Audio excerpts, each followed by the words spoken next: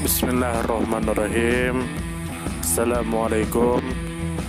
Bertemu lagi dengan sendiri atau diantarin. Semoga kita baik-baik saja dan semoga kita masuk surga. Amin. Sekarang masuk ke video. Masjid Habel. Tentu saja kemungkinan tidak asing di telinga kita, terlebih bagi para orang-orang yang pernah mendengarnya. Disebutkan menurut informasi yang beredar bahwa Masjid Habel adalah sebuah tempat suci sekaligus masjid yang diyakini sebagai lokasi makam Habel putra Adam. Masjid ini memiliki sarkofagus besar sepanjang 7 meter yang ditutupi kain sutra hijau dengan hiasan ayat-ayat Al-Quran. Selain berfungsi sebagai tempat ibadah, masjid ini juga menjadi tujuan ziarah bagi umat Islam, terutama kalangan Syiah yang menghormati sosok Habel sebagai simbol ketaatan kepada Tuhan. Kemudian menurut informasi yang beredar bahwa masjid ini dibangun oleh seorang penguasa bernama Ahmad Pasha dari Kesultanan Ottoman pada tahun 1599. Tokoh yang dikaitkan dengan masjid ini adalah Habel putra Adam yang dalam tradisi Islam dikenal sebagai korban pertama dari tindak pembunuhan oleh saudaranya Qabil. Kemudian menurut informasi yang beredar bahwa Masjid Habel terletak di wilayah pegunungan barat Damaskus, Suriah. Lokasi ini berada tidak jauh dari lembah Zabadani dan menghadap ke desa-desa di sekitar Sungai Barada yang juga dikenal dengan nama Wadi Barada. Kemudian menurut informasi yang beredar bahwa pembangunan masjid ini terjadi pada tahun 1599 pada masa kekuasaan Kesultanan Ottoman. Namun keyakinan tentang Habel dan kisahnya berasal dari tradisi keagamaan yang lebih tua sejak masa awal umat manusia menurut ajaran Islam. Kemudian menurut informasi yang beredar bahwa masjid ini didirikan untuk menghormati Habel putra Adam yang dipandang sebagai simbol keteguhan iman dan kebenaran. Kisah pembunuhan Habel oleh saudaranya Qabil dalam sejarah keagamaan dipandang sebagai peristiwa penting yang menandai awal mula pelanggaran kemanusiaan. Keberadaan masjid ini juga menjadi sarana untuk memperkuat ikatan spiritual masyarakat dengan sejarah keagamaan. Kemudian menurut informasi yang beredar bahwa masjid ini dibangun dengan arsitektur khas Ottoman dan dilaporkan memiliki 40 mihrab yang digunakan untuk menandai tempat salat. Di dalamnya terdapat sarkofagus berukuran sangat panjang yang ditutupi kain hijau bertuliskan ayat-ayat Al-Quran. Meskipun ukuran sarkofagus tidak sesuai dengan ukuran jasad manusia, banyak umat yang meyakini bahwa hal itu merupakan simbol penghormatan terhadap Habel. Masjid Habel tidak hanya berfungsi sebagai tempat ibadah tetapi juga memiliki makna sejarah, budaya dan spiritual yang mendalam. Dari sisi sejarah, masjid ini adalah warisan arsitektur dari masa Kesultanan Ottoman yang membangun berbagai masjid di wilayah Syam. Arsitekturnya mencerminkan gaya khas Ottoman dengan ruang ibadah yang luas, ornamen keagamaan dan jumlah mihrab yang lebih banyak dibandingkan masjid lain pada masanya. Dari sisi keagamaan, masjid ini dikaitkan dengan kisah Habel putra Adam yang dikenal dalam tradisi Islam sebagai sosok yang ikhlas menerima ketentuan Tuhan. Kisahnya bersama saudaranya Qabil menjadi bagian penting dalam ajaran moral, di mana ditekankan nilai pengendalian diri, kesabaran dan menjauhi iri hati. Peristiwa terbunuhnya Habel menjadi pengingat akan awal mula kejahatan di muka bumi, sekaligus menjadi pelajaran penting tentang pentingnya menjaga persaudaraan dan kedamaian. Dari sisi budaya, keberadaan masjid ini memengaruhi tradisi masyarakat sekitar Damaskus dan wilayah Zabadani. Banyak jamaah yang datang untuk berziarah, membawa doa dan harapan. Sarkofagus yang panjang dan ditutupi kain hijau menjadi simbol penghormatan, bukan hanya bagi Habel tetapi juga bagi nilai-nilai spiritual yang diwariskan sejak generasi awal manusia.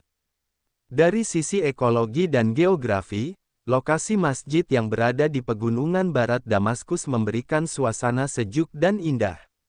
Masjid ini berdiri menghadap desa-desa di tepi Sungai Barada yang sejak dahulu menjadi sumber kehidupan masyarakat sekitar. Hal ini menjadikan masjid bukan hanya sebagai pusat ibadah tetapi juga sebagai bagian dari lanskap budaya dan alam Suriah. Dari sisi etnografi, masjid ini menjadi tempat berkumpulnya jamaah dari berbagai latar belakang, terutama umat Islam yang menganut mazhab Syiah. Namun masjid ini juga dihormati oleh banyak kalangan Muslim lain yang melihat Habel sebagai simbol universal kebenaran. Kehadiran Masjid Habel memperkaya keragaman situs suci di dunia Islam yang menghubungkan antara kepercayaan, sejarah dan kehidupan sosial. Kisah Habel mengajarkan pentingnya keikhlasan, kesabaran dan menahan diri dari rasa iri hati yang bisa menimbulkan keburukan.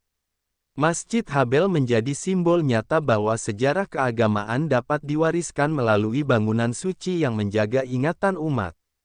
Nilai yang dapat diambil adalah pentingnya menjaga persaudaraan, menghindari konflik, serta memelihara kesucian hati dalam menghadapi perbedaan.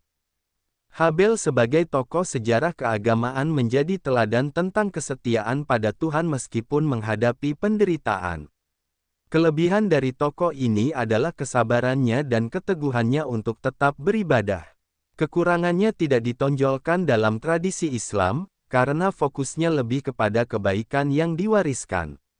Dari sisi organisasi, Kesultanan Ottoman yang membangun masjid ini patut diapresiasi karena mampu melestarikan situs suci dengan arsitektur megah dan tetap terjaga hingga kini. Namun, ada kekurangan dalam hal perawatan jangka panjang, karena beberapa masjid warisan Ottoman di wilayah Syam tidak seluruhnya terawat dengan baik akibat konflik dan perubahan zaman. Saran yang membangun adalah agar masjid ini tetap dijaga sebagai warisan sejarah dan spiritual, tidak hanya oleh pemerintah setempat tetapi juga melalui kerjasama dunia internasional. Situs suci seperti Masjid Habel memiliki nilai universal yang bisa menjadi sarana edukasi, ziarah dan penguatan nilai kemanusiaan. Sumber referensi Google Chrome dan ChatGPT.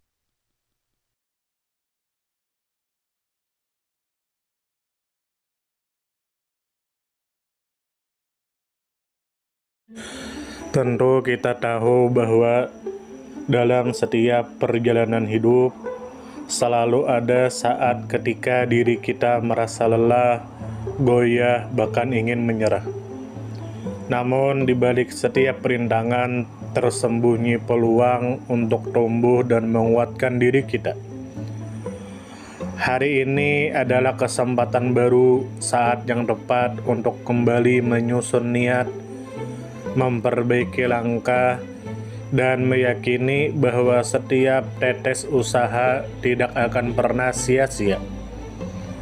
Bangkit bukan karena tidak pernah jatuh, tetapi karena memilih untuk tidak tinggal dalam kejatuhan.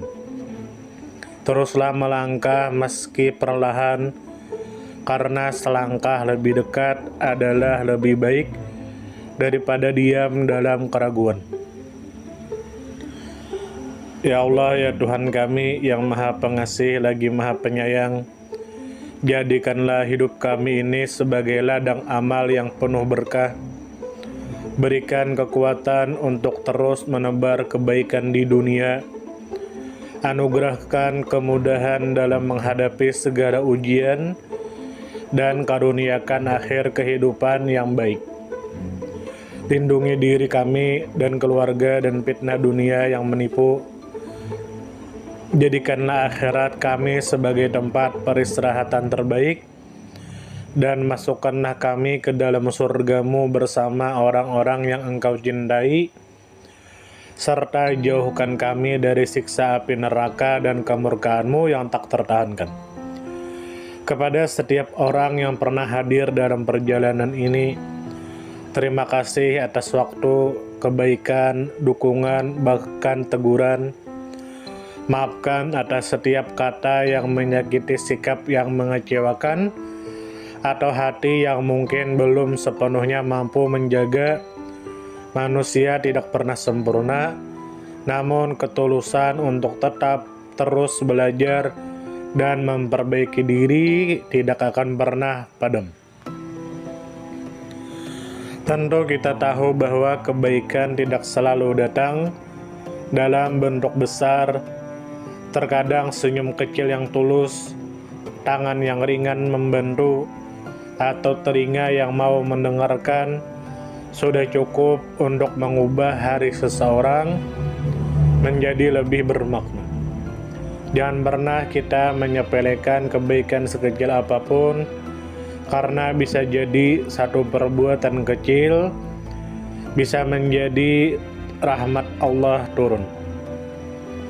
Tentu kita tahu menjadi pribadi yang baik bukan berarti tanpa celah, namun menjadi pribadi yang senantiasa sadar dan ingin terus memperbaiki diri.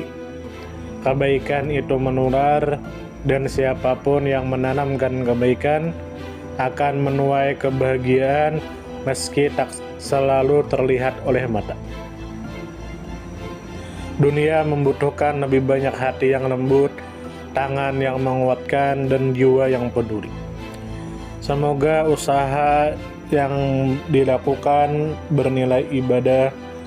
Semoga hidup kita menjadi pemberat amal baik, dan semoga kelak ketika dunia telah kita tinggalkan, nama yang tertinggal bukan hanya sekedar dikenang, tetapi menjadi doa yang terus mengalir karena kebaikan yang tidak pernah berhenti untuk ditanam. Terima kasih banyak. Mohon maaf jika ada salah. Silahkan jika suka ditekan tombol like, silakan share, dan jika ingin memberikan saran dan komentar, silakan komen. Semoga kita baik-baik saja, semoga kita masuk surga. Wassalamualaikum warahmatullahi wabarakatuh.